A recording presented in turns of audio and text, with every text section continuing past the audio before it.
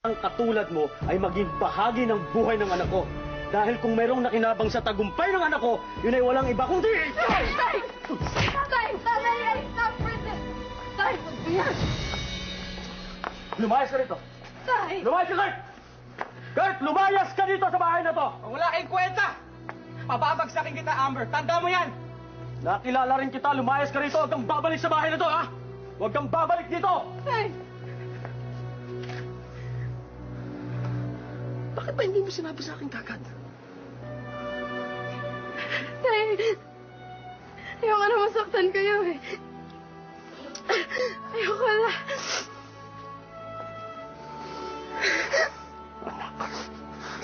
Anak, kahit 1,000 beses ako masaktan, huwag lang yung ikaw, huwag lang ikaw.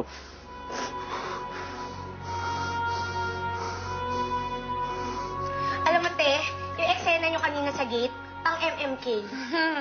Hasus, paano kaya pag ginawang MMK ang buhay mo? Sino kaya ang gaganap? Ay, syempre, ikaw na yon, di ba? Eh, kay Sir Tomas kaya? Ay, alam ko na! Si Christopher De Leon! Boyan! Yes! Ay, alam ko na, ang gaganap sa akin, si Beyonce! Ba't naman si Beyonce?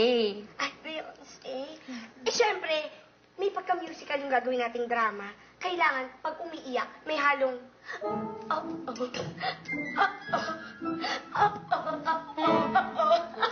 Social, di ba? Oo nga, nakakaiyak nga. Naiyak ka na ba? Ay, may tao yata. Tingnan mo nga. Ang puso ko ay nagwawala tuwing kita'y makakasama. Ano ginagawa mo dito? Amber, dapat nalaman mo yung totoo eh. Alam mo, tinakot lang talaga ako ni Kurt eh. Sinabi niya sa akin, kaibigan niya yung manager ko.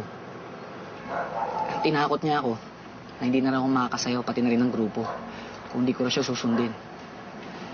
Amber, wala naman ako magagawa ron eh. Ako lang inaasahan sa pamilya. Sana maintindihan mo ako. Pero huwag kang mag-alala. Hindi na ako natatakot ngayon. Lalayo ako mawala ka sa akin. Teka, meron pa. Kung ika'y mawawala,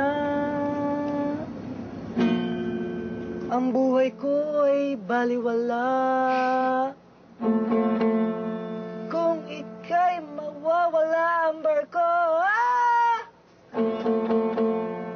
ano pa silbi ng buhay ko?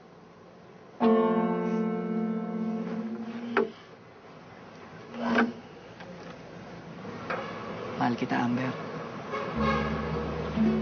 Matagal kong nararamdaman to eh. Kaya lang nailang ako sa'yo eh. Siyempre, hindi tayo bagay. Pero wala ko intensyon saktan kita. Wala. Dahil mahal kita eh. Sana maunawa mo. Sir, super kilig ako. Ay, grabe. Feel na feel ko ang vibration of love. Feeling ko, forgive and forget na yan eh. Umalis ka na nga dito. Ay. Mali prediction ko. Yeah.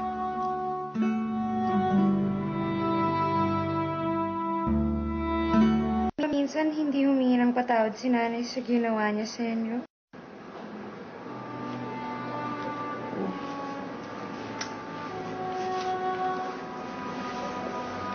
Minsan.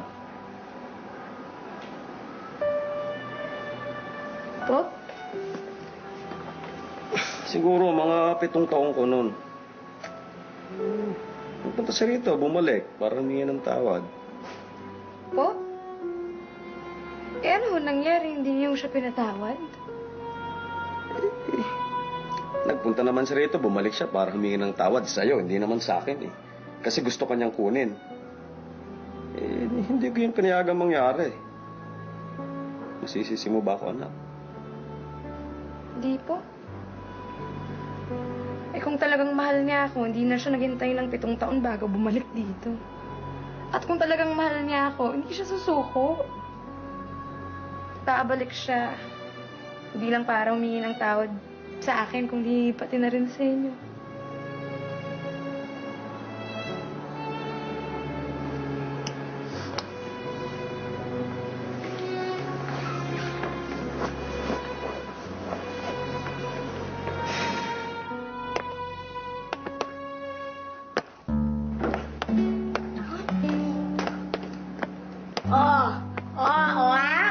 Eto ang hindi sumusuko. Naku, te, mahal ka talaga ng isang to.